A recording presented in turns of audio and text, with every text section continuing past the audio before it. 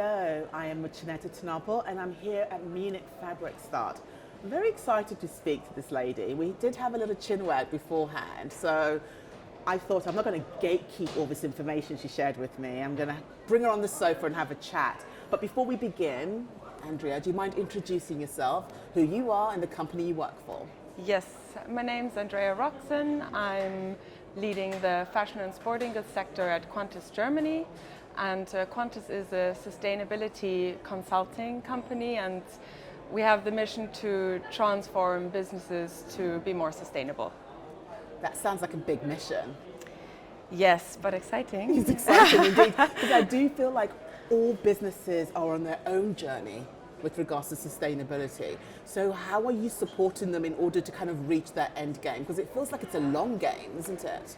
It is a long game, and each business is on a different pathway. They are at different maturities when it comes to sustainability, and I always love to approach this as a joint effort. So what is feasible for you? Let's set some targets that work with ambitions. Let's understand where you are and make sure that we can walk together in a purposeful and actionable way. I love that you have said walk together, because I think it is a collaborative effort. I think we all know this. But how do you create a safe space for the people you work with?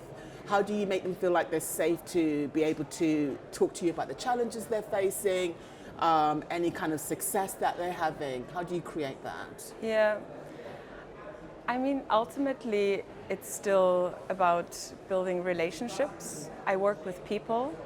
I also think that I can be quite charming, so that probably helps. But it's about being transparent, about laying out where are we, being real about the challenges, being real about what is feasible and what is not, rather than only portraying the perfect, sustainable end picture. Which is what most people always hear, right? That kind of Hollywood fairy tale, beautiful ending, Yes. but not talking what it took to get to that beautiful end in the first place. Yes. So how do you approach challenges in general with brands? Because like you said, they're all on their own journey. Yeah. So how do you approach all the different challenges? Because it must be difficult for you.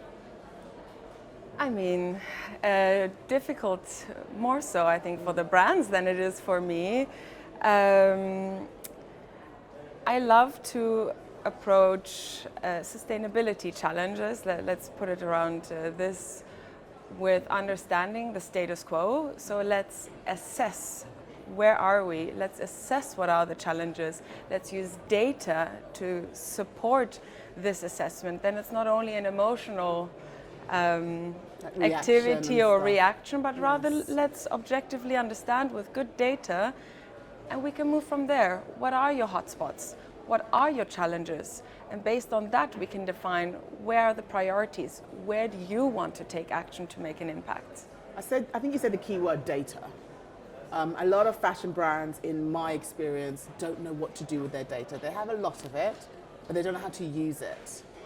Have you found this to be the case? Yes, there is a lot of data, but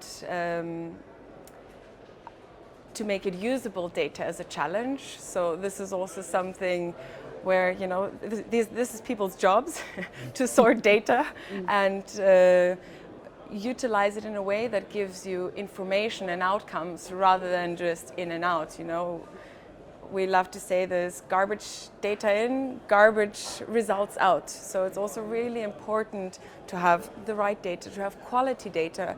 Is it credible? Is it valid? And having the right methodologies in place to be able to get outcomes that are insightful and credible. Well, you heard it here, folks. I think that was when you said garbage in, garbage out. That kind of hit home for me because, you know, I think a lot of people think maybe data is enough, but not realizing data has to be useful. Yes. So with regards to your role that you mentioned earlier on, could you explain to me a little bit about your journey, how you got into this position? Yes, so I was born and raised in Namibia, and there was not a lot of opportunity to work in fashion, but I started working at a uranium mine, and for me the environmental impacts around this about natural resources and environmental protection really resonated with me, and I wanted to explore Europe, and there I got in touch with a sports company, and this really changed my career and the way I see sustainability, especially around the opportunities in innovation. So how can we create sustainability, be creative, be optimistic about it, rather than only saying this is bad, this isn't working. And this is what I love in the fashion sustainability space. So I've worked for the past 10 years in fashion and retail, and have now landed in consulting, trying to spread this knowledge and passion that I have for the topic. I can feel the passion from here, which is great. I think one thing that stood to me with what you just said was the fact that we need to stop the negativity around sustainability. And we all know that if somebody constantly says negative things to you, you start thinking negatively as well. So it's kind of like rewriting that story, right? Yes. And I mean, also here being at Munich Fabric Start, I think the whole topic around design and innovation, this is the space where sustainability lives. Use this as use sustainability as a canvas for your creativity, for driving opportunities, for driving business value, rather than only having this doomsday thinking around the topic. Yeah, doomsday approach is not great. So is this your first time at Munich Fabric Start? Yes, this is my first time at Munich I Fabric know Start. it's Very early exciting. on. I know early on, but what's your vibe? What vibe did you get when you walked through those doors? So the first thing I saw was a little coffee stand, a little coffee hut, thanks to Munich Fabric Start. So my day started with good energy. And I love the little stands, everyone really passionate, wanting to show what they've brought here today. So I'm very excited to see how the day unfolds. It is very kind of family over here. And having worked with them for 7 years myself, I kind of still feel that excitement, that passion. But thank you so much for finding a moment to speak to me here on the sofa. Hopefully it wasn't too painful. No, it was a good start, good warm-up, and we'll speak a little bit later again. We do have a panel conversation coming up, so I look forward to speaking with you then. Thank you. Thank you.